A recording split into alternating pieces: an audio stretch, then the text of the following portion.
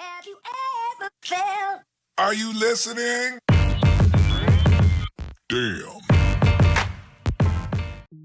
To help this channel, please be sure to like and subscribe. This article is by Jake Simmons and can be found at cryptonewsflash.com. During the webinar What It Takes, Inside the Best Workplaces for Innovators, Ripple CEO Brad Garlinghouse recently spoke about Ripple's corporate strategy and philosophy. His statements that stood out concerned the risk the company takes to be successful. Garlinghouse noted that Ripple is not a typical Silicon Valley startup, as it takes a collaborative approach with that of the industry. In some ways, I think what Uber did in being disruptive to the taxi industry. I mean, obviously they built an amazing business and a lot to be impressed with.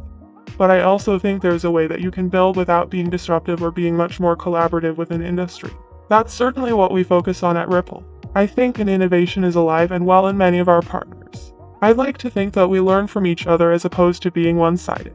Yes, we have a Silicon Valley kind of culture at Ripple, but I think sometimes we're learning as much from how to innovate at scale with some of these bank partners. At the same time, the Ripple CEO also admitted that the company does take high risk to be successful. This, according to Garlinghouse, is what sets Ripple apart from other companies that have grown from startups to large enterprises and are taking fewer and fewer risks over time.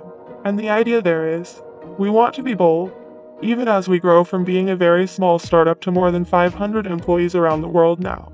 We want to continue to think big and take risks. And I am okay. An occasional I'll highlight it at a company meeting. Hey, we took this risk. It didn't pay off, that's okay. To underline Ripple's willingness to take risks, Garlinghouse gave an example. About 18 months ago, the Ripple CEO received an email from an acquaintance in a development company with about 500 employees, with an approximately $100 million idea for a new program with universities around the world. The Aubrey initiative, announced in June, has subsequently become a great success, despite the high risk, as Garlinghouse pointed out. We actually decided to do this based upon his idea and committed about $100 million to this project. So to me, it's an example of saying it. Speak up if you see things that could be better, if you have ideas of what could be better. But it really is by encouraging that you encourage that risk. We're tolerant of the times when those risks don't pay off, because sometimes it does pay off and it pays off big. At the same time, Ripple CEO also emphasized that trust plays an important role, especially in relation to banks. The maturity of the technologies is of central importance here. Ripple has therefore also developed strategies for integrating Ripple software without endangering core systems. This was the only way that Ripple could implement partnerships with Santander or SBI in Japan. It's really good point, and it's really good. We balance carefully. When you're working with financial services companies like banks, it comes down to trust.